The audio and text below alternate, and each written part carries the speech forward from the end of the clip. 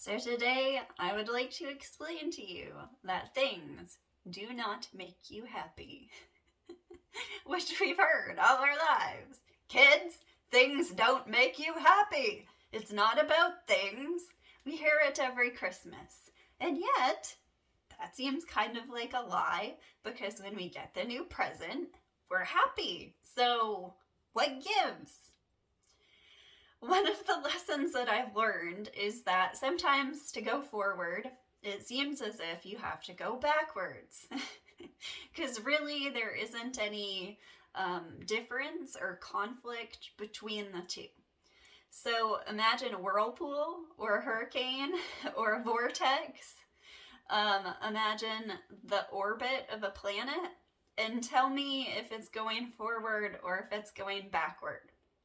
So if we're moving in a loop, we're staying in the same place, and we're also moving.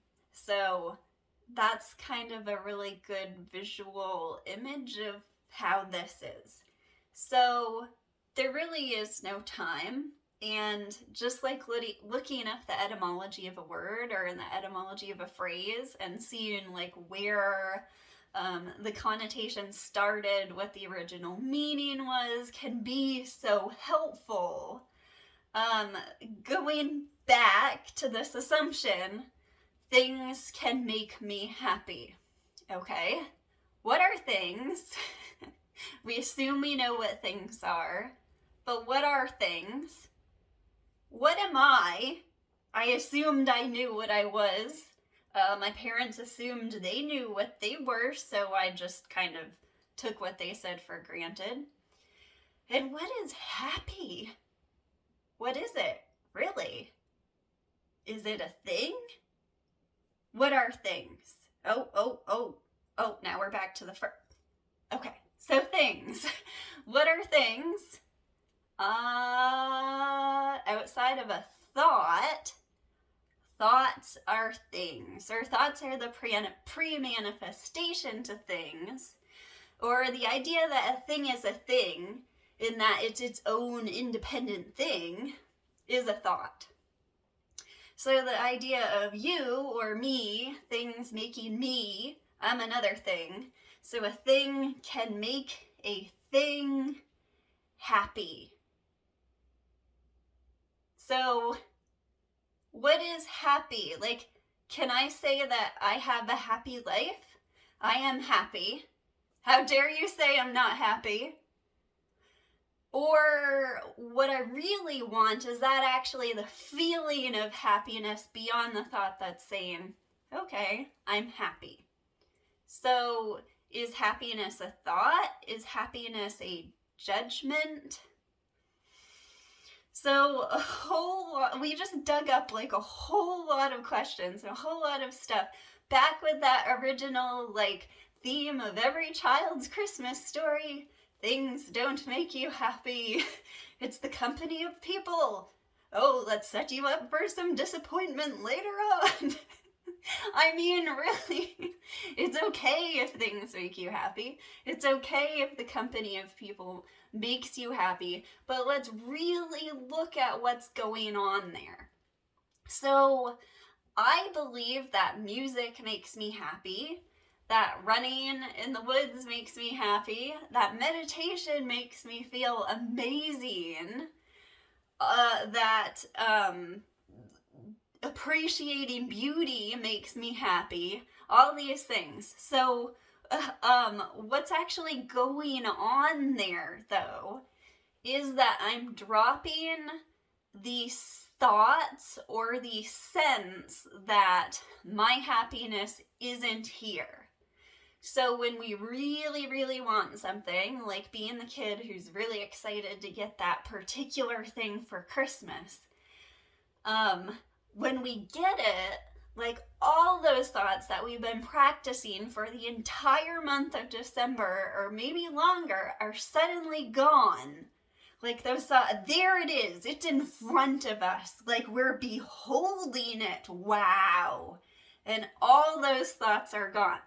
So what happens is we make the mistake in thinking it's the presence, It's the acquisition of that thing that was wanted that causes us to be happy. Thought, thing, thought, ourselves, thought, happiness, not a thought. Happiness, experience of happiness, lack of thoughts. So what's going on is that there's a sudden, those thoughts that is not there, that is our happiness as a future is gone. So we do experience that happiness, and what we don't see, because we're so looking at that item, is that there's a lack of thoughts saying that this experience should be otherwise. So in meditation, what we're doing is we're really watching and we're seeing these thoughts come up. And so then that belief in those thoughts, that those thoughts have the power to make us feel as if something isn't quite complete. We aren't quite complete. We actually see through that. However, if we are not in a vibrational standpoint, so to speak, if we have been habitually believing these thoughts and then we sit, we will continue to believe those thoughts. It's not just like a switch that's turning on or off. So what people experience is that if they watch TV, if they find a distraction, then they get out of their own thoughts and they're into a story. So when we watch TV and we're watching some sort of drama going on in somebody else's life, we enter the space of pure interest. Or when we're sitting and like listening to someone else's problem, we can see all these insights about it. But if it's ours, we don't typically have that like observer experience. So what happens when you're watching a TV show or when you're reading a book is you've sort of like pushed away or put on hold all of your own thoughts and your own pattern of thinking, and you're observing and you're actually experiencing the thoughts of somebody else, someone who wrote down and carefully chose those thoughts, like in a book that was like so carefully, lovingly written. My favorite example is the Harry Potter series because it's so beloved, and she was so passionate and so like focused on that story, never doubting her ability to write it. Those like aligned, the chosen thoughts, you're feeling the resonance of them rather than feeling like a split energy. So what happens when you write like a flow of consciousness thing, what you'll find is that it's almost like a funnel. Like you have all these potential thoughts and you have to pick the one that you're wanting to write down, like the what you're actually willing to give your power to. You have to actually pick that and choose that. And it can seem totally random and all over the place, and yet you're seeing how you're forced, as you're like keeping this flow of writing going, you're forced to actually choose rather than to just sit in like the pure potentiality of it all. So the ironic thing that's happening here is that you're actually, by choosing thoughts, you're actually letting go of thoughts, and you're the awareness behind the thoughts that you're choosing. So when we listen to music, when we see something beautiful, there's this pure awareness and beholding of the thing. So we think that it's the thing that's beautiful, or the beautiful music, or something that's causing that, when in reality it's a circumstance that seems to bring about this lack of thought. So addictions are formed when we think that we need that thing to bring about that state, that the happiness is caused by the thing, not seeing that it's the lack of thought saying that something is missing, that something needs to be otherwise. That is our natural state, that we don't actually need anything to bring that about. So when you go on a vacation and you're seeing things that you've never seen before, and it's all completely new, you don't have a lot of thoughts that are saying that you've already seen this before, you know what it is, it's boring, it's mundane. So getting out of the house can really improve people's moods, because in their house there's a whole lot of things for them to do. There's this idea that the house should be clean rather than messy, especially in my case. And there's this idea that you know what everything is. So when you buy something new, when you have a new piece of clothing in your closet or this new painting on the wall in this house that you're used to seeing, and the wallpaper might be gorgeous, but it's just the background now. You're so used to it. It's your surroundings. You don't even think of it. And you don't actually see it either, because you're so busy thinking other things. So we think that when we buy that new painting, it makes us happy. When in reality, what that new painting is doing is causing us to stop and go, I'm not used to seeing that. This is this new thing, and I appreciate it, and it's beautiful. And the reason we love a clean home is because there's no thought saying, this needs to be done, this needs to be done, and then a pushing away of those thoughts because this isn't what I really want to do right now. When we feel loved, or we get a message from somebody we really love, and it makes us feel loved, it's a letting go of that I'm not loved, this is just my mundane reality, this is just my separate existence. And then for a moment it's there, and then we credit that person and we think that we need that person, and then we get into these back and forth of like hating the person for us being beholden to them, and then feeling needed and them feeling needed, and all these problems in relationships and problems with overeating, problems with drugs. All of this stems from not realizing that thoughts are things, that things are beyond thoughts, and that thoughts don't make us happy. The lack of thoughts just is happiness, and out of that, thoughts can express that happiness. They can create beautiful art. They can turn themselves into things. They can think of how this purely white wall in front of me, like I can imagine what sort of painting that could be. And then pure potentiality can turn into actuality. And there really is no difference between the two. There's no creator, creating, creation is all one. So you're never actually a thing. So in the spirit of going back, this came to me today. That's a well-worn copy. I have 2 kids.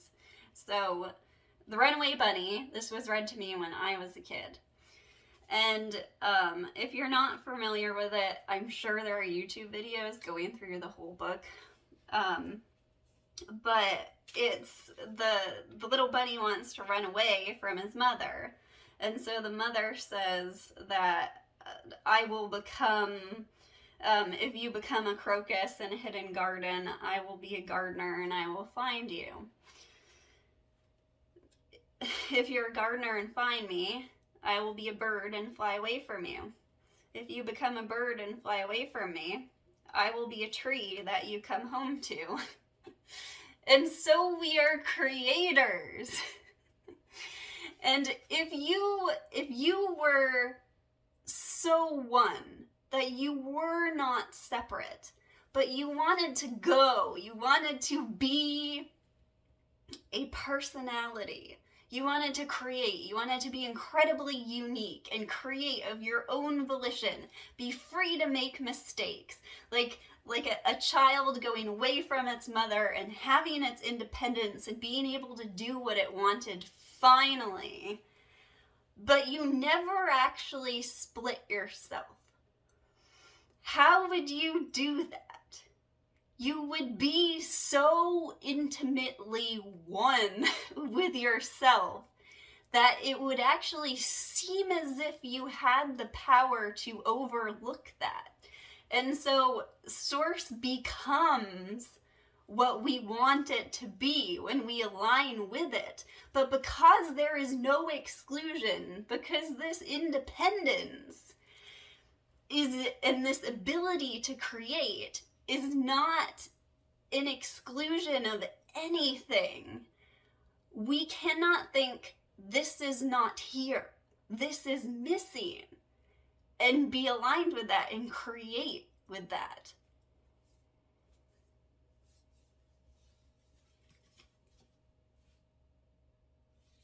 And so it's a lack. It's a lack of thoughts that say, this is not here. That is already happiness. It is so one. It is so intimate. It is so you that you could actually overlook it. And overlooking has a double meaning. It means not just to see, and it means to look, to continually look and strive to look and tire yourself to look and look everywhere. You just stop looking, then there's just seeing. Jesus has this saying in the Gospel of Thomas that, I'm going to misquote it, but basically the secrets of the universe will reveal themselves to you if you just see, if you know what's in front of your face. The power of now, what's here, is what's wanted. It's wanting itself. It's desire and the desired all wrapped into one. And just like a planet orbiting the sun cannot go back. It cannot go back, and yet it does the same thing. It does go back at the same time. Go back to the very source. So here's this last trick that I want to leave you with. So when you watch your thoughts and you have a thought that says, I am feeling otherwise than how I want to feel, do not demonize that thought. That thought is not a problem. And yet, you are not frozen in time. You never, ever, ever, ever, ever, ever, ever stop. Okay? So go back. That can hold you in a sense that you're holding still, but you're not. So when you think the thought that I am feeling bad, that actually perpetuates the feeling that I am feeling bad. Because feeling is responding to thought. Feeling is a gauge of how aligned we are with how we did not actually split ourselves. So when we have a thought that says, I feel bad, that thought actually feels bad. So it's not that you actually feel bad and that is some sort of truth set in concrete. That thought feels bad. It's an indicator to choose a different thought. So sometimes people say that this is like gaslighting, and I need to do a video and actually research this further on like the play that the term gaslighting came from. Because it's, when it comes to this stuff, feeling is the authority over whether you are gaslighting, you are avoiding, you are pushing away, or whether you're truly letting go of that thought.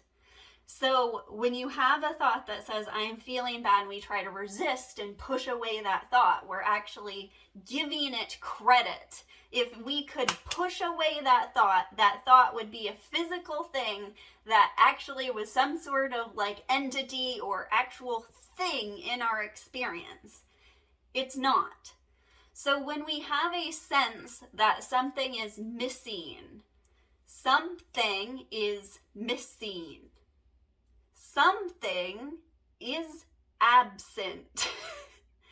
Do you see the hilarity in this? Something is absent. Thought can't go there. It can't go to absence because it's a something arising in a nothing. So to give your attention to the nothing and away from the something actually turns out to be bliss. And that missing actually turns out to be wholeness and fulfillment. So again, it's sort of like a vicious circle. And once you realize that circle, that vortex, that orbit isn't actually going anywhere, you're free.